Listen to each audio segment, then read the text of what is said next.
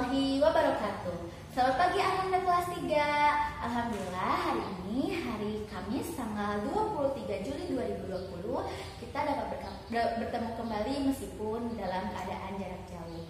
Nah, sebelum kita memulai kegiatan belajar, mari kita ucapkan basmalah terlebih dahulu. Bismillahirrahmanirrahim.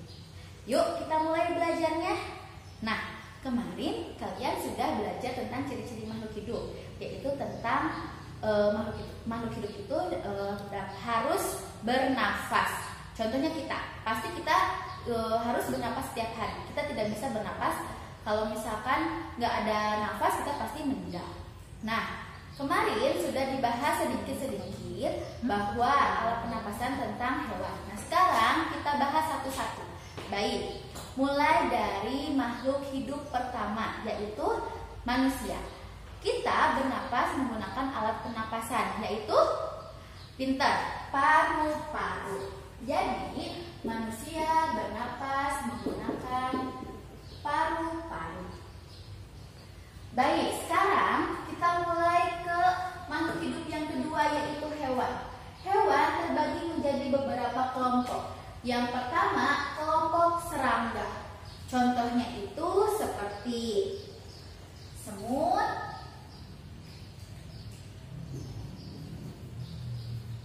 belalang, kupu-kupu, dan lain-lain. Nah, serangga ini bernapas menggunakan apa? Pintar.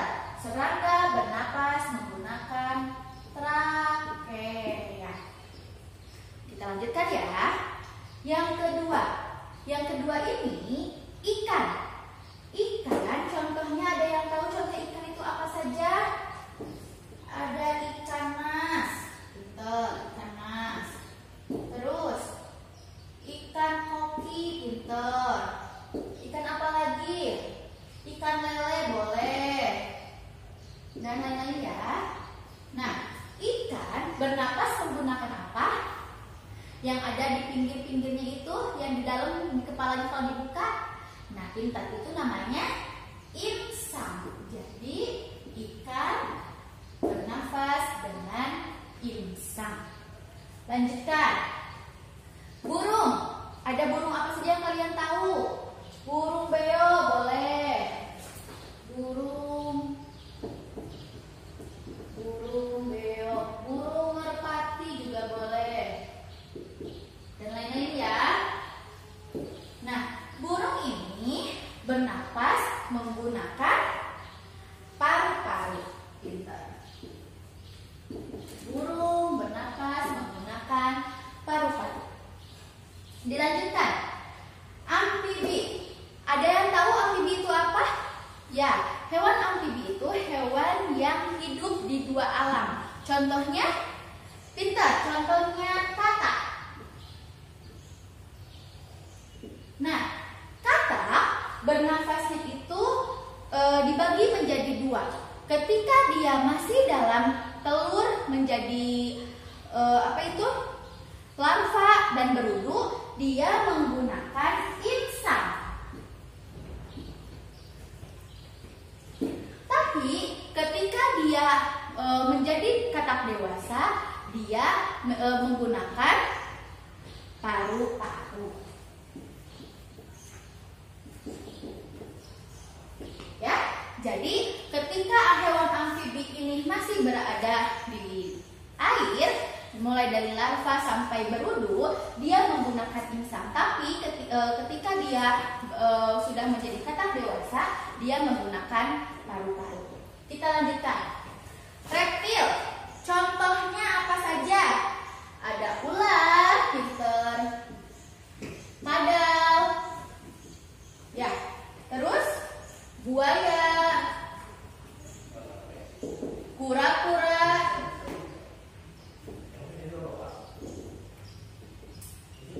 dan lain-lain. Nah, reptil ini bernapas dengan cara apa? Menggunakan apa? Dia menggunakan paru-paru. Baik.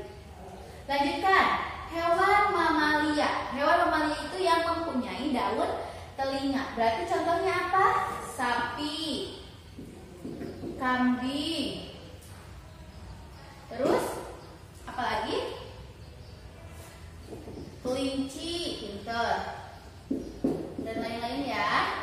Mereka menggunakan apa bernafasnya? Menggunakan paru-paru. Nah, kemarin kita juga sudah tahu bahwa hiu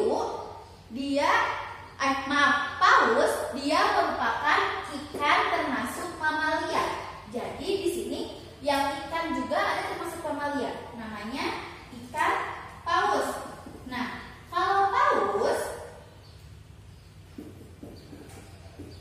dia bernafasnya tidak dengan insang, tapi dia bernafas menggunakan paru-paru.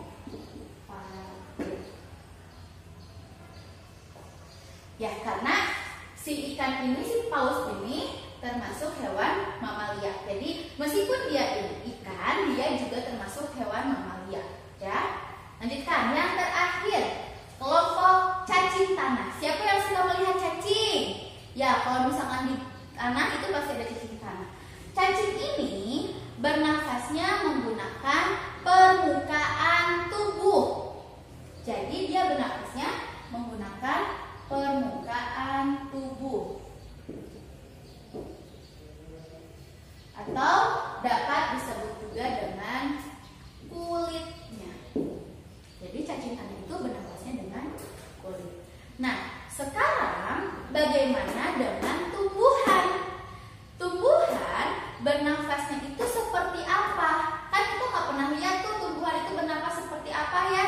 Karena kita nggak tahu. Kalau hewan kan bisa melihat karena banyak yang memakai paru-paru sama seperti kita. Tapi tumbuhan kan tidak. Nah, tumbuhan ini dia bernafasnya menggunakan dua cara. Yang pertama, dia menggunakan pori-pori yang ada pada daun. Nah, ini disebutnya adalah stomata. Ya, yang kedua ada pori-pori batang.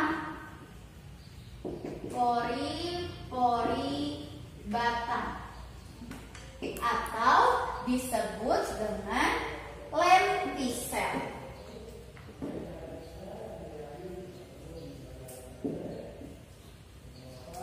Nah, tumbuhan juga dia selain menghasilkan oksigen saat bernafas, dia juga membutuhkan oksigen. Dia membutuhkan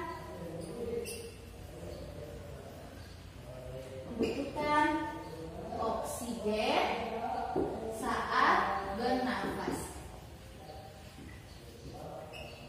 Dan dia di pori-pori daun dan pori-pori batang atau di stomata dan lentisel ini melaksanakan atau melakukan pertukaran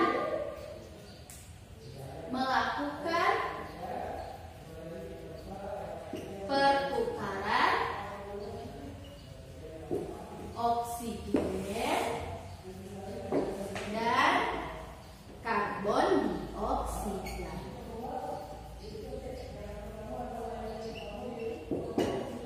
Nah, kalau misalkan saat dia bernafas dia membutuhkan oksigen, tapi dia juga menghirup karbon dioksida. Betul, tumbuhan itu menghirup karbon dioksida, tapi bukan saat bernafas.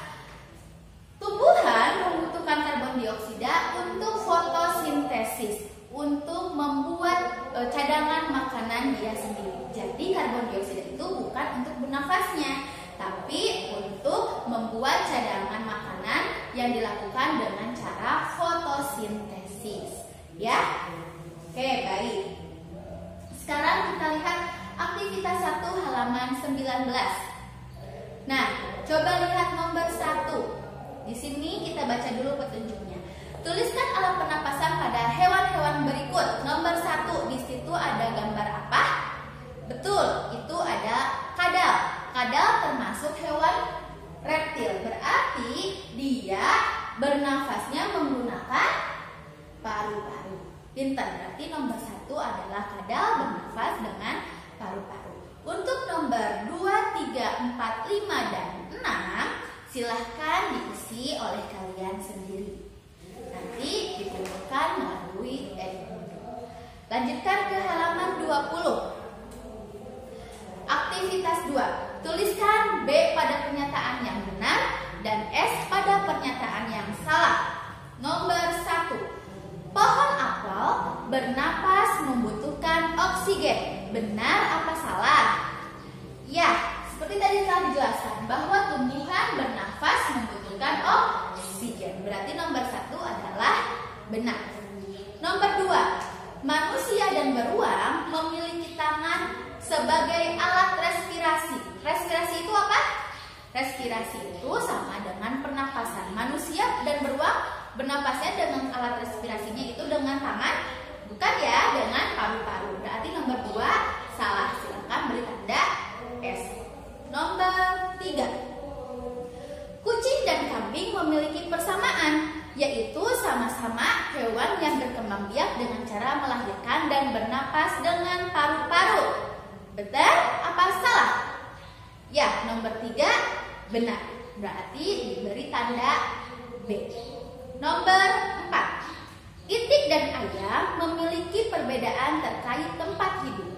Itik hidup di air, sedangkan ayam hidup di darat.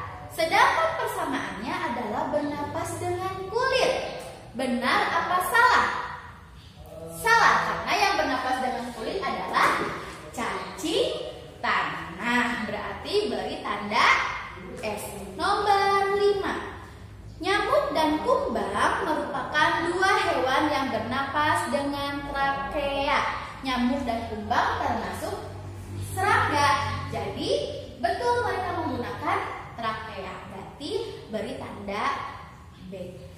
Nah, anak-anakku, kemarin juga kalian sudah belajar tentang ciri-ciri makanan sehat dan makanan yang tidak sehat. Semua makhluk hidup juga membutuhkan makanan.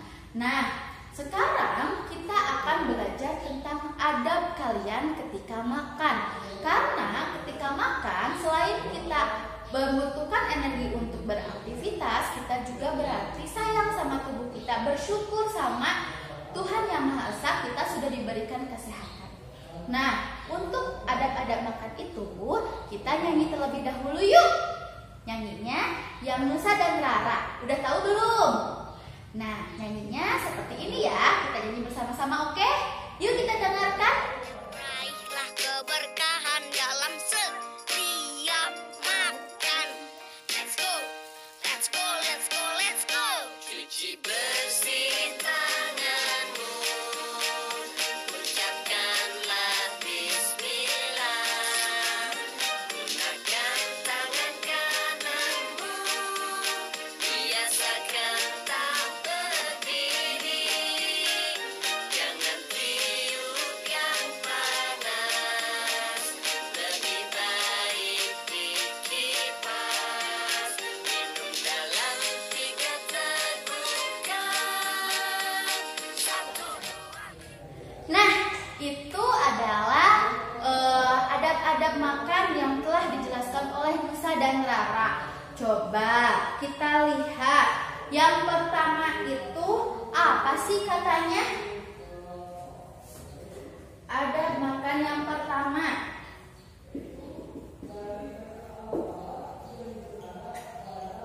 Yang pertama itu cuci tangan. Pinter. Cuci tangan. Yang kedua, apa ya? Yang kedua, ucapkan bismillah.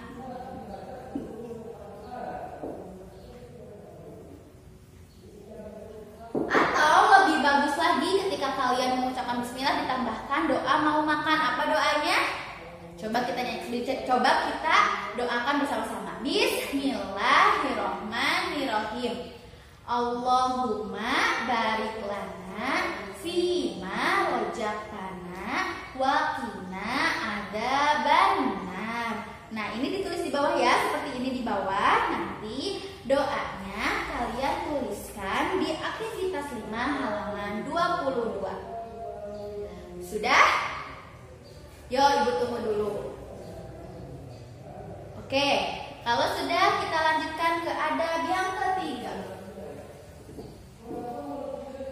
yaitu menggunakan tangan kanan.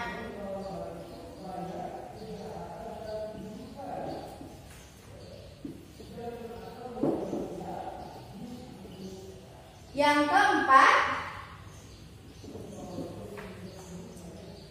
tidak berdiri, jadi harus sambil duduk ya.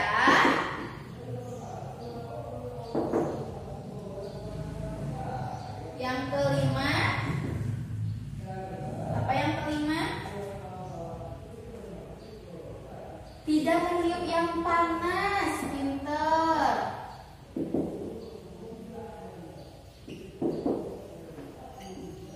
Kenapa tidak diperbolehkan meniup yang panas? Karena kalau misalkan kita meniup ke makanan yang panas, bakteri yang ada di mulut kita menempel kepada makanan. Kalau sudah menempel di makanan dan dimakan sama kita, berarti bakterinya akan masuk kepada perut kita. Oke, baik. Lanjutkan yang keenam. Yang terakhir, minumnya dalam 3 tegukan. Minumnya 3 tegukan. Kenapa seperti itu? Misal minum nih 1, 2, lek, udah nih 1, 3 kali. Kenapa seperti itu? Takutnya kalian tersedak. Kalau kalian tersedak, kalian suka kesulitan untuk bernafas ya. Baik. Nah, coba kita lihat halaman aktivitas 3 halaman 20. Oke, nomor 1. Berilah tanda checklist pada adab yang sesuai dengan pernyataan-pernyataan berikut. Nomor 1, berdoa sebelum makan. Baik apa buruk? Baik. Nomor 2, menggunakan tangan kanan saat makan. Baik apa buruk? Baik. Nomor 3, membuang makanan yang tidak disukai. Boleh tidak? Tidak ya, berarti itu adab yang tidak baik. Karena kalau misalkan membuang makanan termasuk mubazir. Kalau mubazir temannya setan. Ih, siapa yang mau jadi temennya setan? Enggak kan? Takut ya? Jangan, jadi jangan membazirkan makanan. Nomor 4, hanya makan ikan dan tidak makan nasi. Enggak ya, kemarin sudah dijelaskan sama Bu Ana.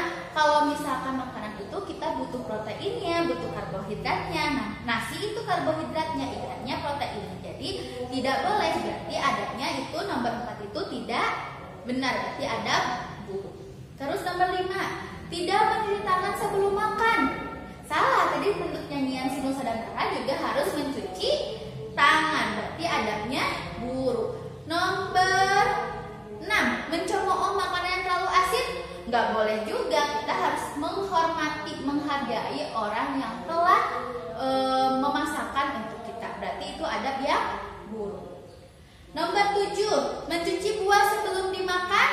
Ya, takutnya ada kotoran yang menempel, debu yang menempel sebelum kita makan. Jadi kita harus mencuci terlebih dahulu. Berarti mencuci buah sebelum dimakan adab yang baik. Makannya di meja, betul ya? Berarti adab baik karena kita tidak boleh sambil berdiri, apalagi jalan. Jadi makan di meja dengan tertib itu merupakan adab yang baik. Lanjutkan. Nomor 9, berdoa setelah makan. Ada baik apa ada buruk? Ya, berdoa setelah makan adalah adab yang baik. Karena kita sudah mendoa kepada Allah, berdoa kepada Tuhan yang Maha Esa, bahwa kita telah diberikan rezeki saat makan.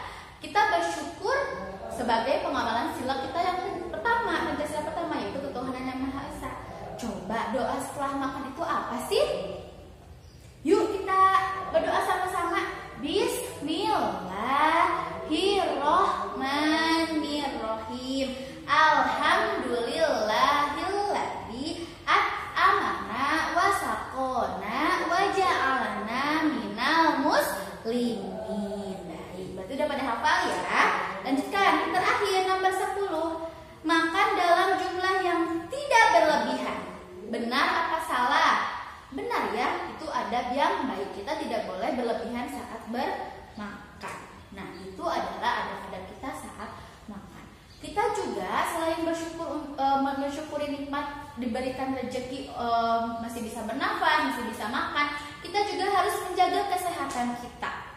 Nah, coba lihat di aktivitas 4 halaman 21. Amati setiap gambar berikut, kemudian tuliskan pendapatmu tentang kebiasaan pada gambar tersebut dan pengaruhnya terhadap kesehatan.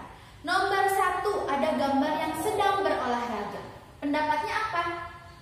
Olahraga, misalnya ya, olahraga baik dilakukan setiap hari di pagi hari misalkan. Pendapatnya. Pengaruh terhadap kesehatannya apa? Tubuh menjadi segar dan bugar, ya.